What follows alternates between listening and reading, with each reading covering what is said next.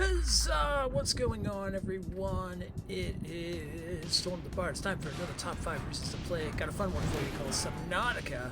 If you like survival games, you like that solo, feeling of, well, pretty much feeling like alone, isolated, and if you like the deep ocean, you're gonna love this one. This is Subnautica. It is developed by Unknown Worlds Entertainment, and it is on the PC, the Xbox, the PlayStation, I think the Switch as well. I'll just double check that just to confirm. Yeah, PlayStation, Nintendo Switch, Xbox One, Macintosh, and PC. Let's make sure we get all that out of the way. This is on the PS5. They just recently did a expansion, and they have upgraded the PS5 to now be 60 FPS with a nice, it looks really beautiful under the ocean. So anyway, let's get into this top 5 reasons to play. Again, thank you as always for enjoying these top 5s, for liking them, watching them, and supporting. And coming over to the live streams as well that have been going on more and more, since we are now officially leaving Twitch as of this week and going to be a full streamer over here on YouTube. So yeah, alright, let's go. Number 1. We've got Under the Sea, where you can be, it's under the sea. No, anyway, Under the Sea is actually number 1, and the reason I say that is because, well, the setting of the game, right? So actually, it's the setting. The setting is based off of a situation. So you crashed on, as you started at the beginning, you crashed in this ship, you crashed on this planet that is pretty much just all underwater. There are some land elements that you'll get to later as you progress. But a lot of this game takes place under the sea, and deep into the sea too at that. And it looks stunning.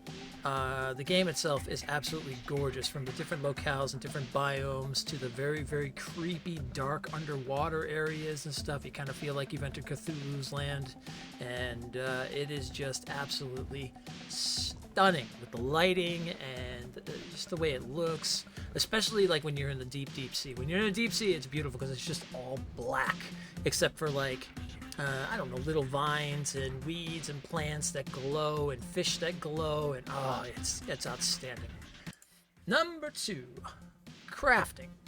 So any survival game is always good with a good crafting system, right? This one does really well. You get this fabricator that you can build up things. It's very easy to do. It's good. It's not difficult figuring out what you need and such for different items.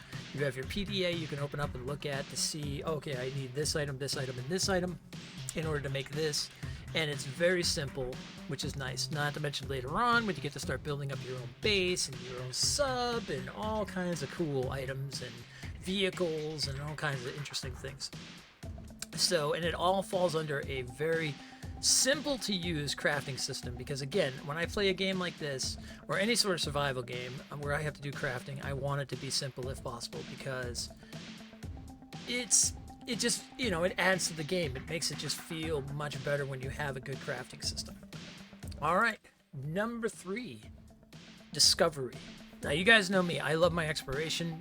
I love discovering things like this big old beefy boy up here. This reef-back whale thing. There's so many things to discover. Some things that will eat you, and some things that will, swim with you and such, and things that you can eat and swim, and all kinds of interesting stuff. There's all kinds of things to discover. Not to mention the game has a great storyline as you progress, and you find these various pods that you can find information on stuff that will open up more places to go and more things to do. But we'll get into that pretty soon anyway, because number 4, and this is a great segue right into this, is progression.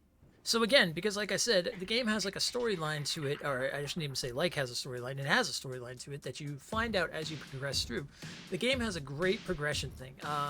The best way to put it together is, think of Metroidvania, almost like a Metroidvania style game, right? Where you can't get into this area without having this tool, or you can't go into this without having this ability. It very much revolves like that. In order to get to some areas, you need this specific tool. In order to go deeper into the ocean, you need a specific vehicle, or you need a better oxygen tank, or you need a rebreather, all kinds of different things. In order to get to that big ship you see in the beginning, you need a radiation suit, so you got to make that in order to go there, etc., etc., etc.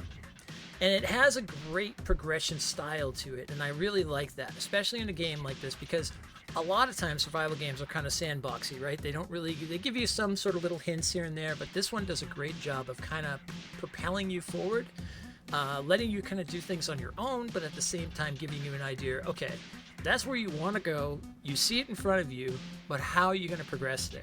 Well, this is what you're going to need to do. And it's nice, and it doesn't hold your hand per se, but it does give you the required sense of, okay, these are the things I need to, in order to progress further. And not to mention the voice acting that is propelled by like the computer system and such that tells you about certain things going on and gives you those little kind of hints like, hey, this down here, there's something down here, but you're gonna need this, you know, you're gonna need something to go further down. And it works out very, very well. And number 5, my ultimate favorite when it comes to any sort of game, especially open world and such, mystery. I love a great mystery. And by mystery, I mean just that sense of what is down in the deep of the ocean. Is Cthulhu waiting for me? You know, yes, I have a big thing about Cthulhu. Leave me alone, okay? Or maybe I'm a cultist. I don't know. You never know these days. All hail. Anyway. But I love a great mystery. I love exploring and finding these very interesting like caves and areas that you can go in and find things you've never seen before and stuff, and just have that very sense of exploration and mystery. You just never know what you're going to run into, and whether it's something that's going to make you go, well, I'm going to need a new pair of pants, or, you know, oh my gosh, I've never seen something like that before. Oh, this is a beautiful location. I love it. Oh, I'm so glad I explored and found it. Those kinds of things. It's always amazing to find that stuff. All right. This is Subnautica. Again, on the PlayStation, the Nintendo Switch, the Xbox, the Macintosh, the PC. It is developed by Unknown Worlds Entertainment. It's got a DLC that also just came out that's called Below Zero, which is based more in a like kind of Antarctica style thing, a lot more ice and stuff like that, more creatures to find, more exploration to do. I'm looking forward. I'm going to definitely jump into that later on. I've never finished this one though, because I want to do that without a doubt. I've gotten very far on it, but I've never actually finished it. And now that it's got the update to the PS5, I definitely want to go through it. I'll probably maybe even stream it. I don't know. We'll see what happens. But regardless, this is top 5 reasons to play. Thank you so much again for the likes, for the subs, for coming by and checking these out. You guys are awesome. Thank you for coming by the streams. And yeah, come on by anytime just to talk and say hello. You guys be safe, be just, and as always, huzzah!